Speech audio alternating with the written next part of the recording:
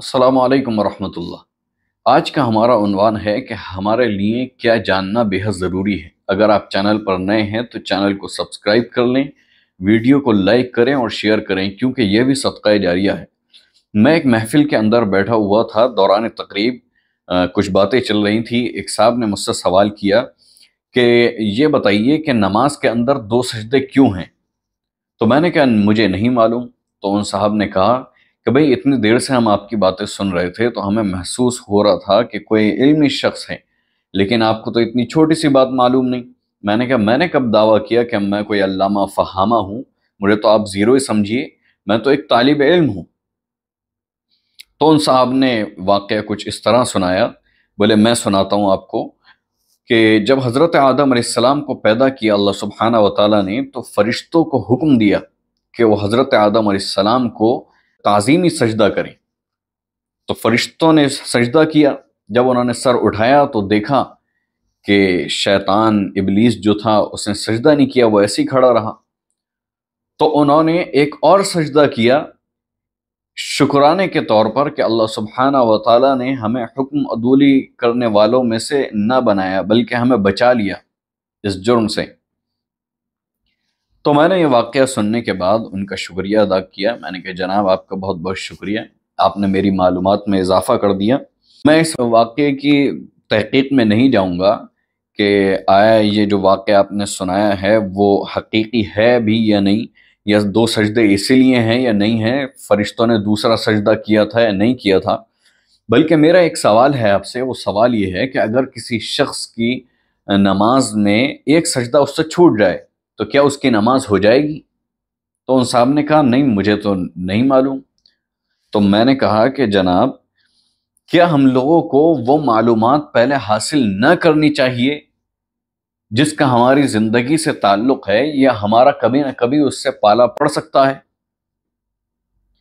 तो वो बात का उन्होंने जवाब नहीं दिया और बहसों मुबाहिसे में बात को डाल दिया। तो मुझे उस वक्त ये महसूस हुआ कि लोगों के इल्मियत का, यानी दूसरों की काबिलियत का क्या मेयार रखते हैं वो, कि उन्हें जो ज़िंदगी में जो चीज़ उनके होने वाली है या हो सकती है उसका इल्म नहीं, लेकिन उन चीज़ों का वो इल्म अपने पास रखते हैं। वो न जाने कहाँ से रखते हैं, कोई व्हाट्सएप यूनिवर्सिटी से रखते हैं या यूट्यूब से किसको सुनते हैं, कहाँ से उन्हें पता लगा या ख़ुद बयान कर दिया उन्होंने। यकीन जानिए कि मैंने मस्जिदों की दीवारों पर गुस्ताखी और कुफ्र के फतवों को आवेज़ा देखा है, और उन लोगों को जिनकी दीनी किताबों से और इल्म से दूर दूर तक कोई ताल्लुक़ नहीं, मसले गैब के बारे में उन लोगों को बहस करते हुए देखा है। ये हमारी कौम का इस वक्त हाल है। मुझे एक हदीस उस वक्त याद आई कि आप अलैहिस्सलातु वस्सलाम ने इरशाद फरमाया था कि उलमा का इख्तिलाफ रहमत है, कि जब वो आपस में किसी बात से इख्तिलाफ करते हैं, इख्तिलाफ यानी कोई नई तहकीक करते हैं, तो वो इल्म के दरवाजे उनसे खुलते हैं और वो दलाइल के अंबार लगा देते हैं।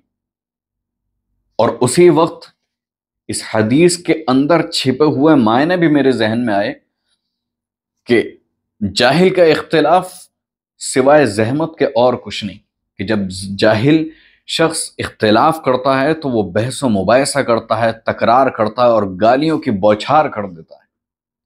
ये आज हमारी उम्मत के लोगों का हाल है कि जिनका दीन की किताबों से, कुरान और हदीस के मानों से दूर दूर तक ताल्लुक़ नहीं, जिन्हें कुरान की तिलावत सही तौर पर नहीं आती, जिन्हें अलिफ बेते नहीं आती, जो अरबी नहीं जानते, वो हदीसें बयान करते फिरते हैं बुखारी और मुस्लिम की। किसी ने बिल्कुल सही कहा था कि फ़िरका बंदी है कहीं और कहीं ज़ातें हैं, फ़िरका बंदी है कहीं और कहीं ज़ातें हैं, क्या ज़माने में पनपने की यही बातें हैं।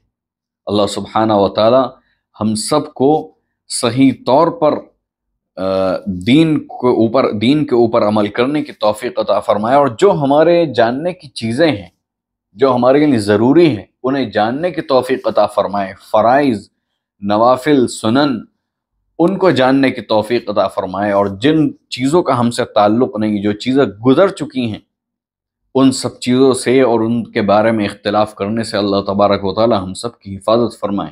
وآخر دعوانا الحمد للہ رب العالمین، والسلام علیکم ورحمۃ اللہ وبرکاتہ۔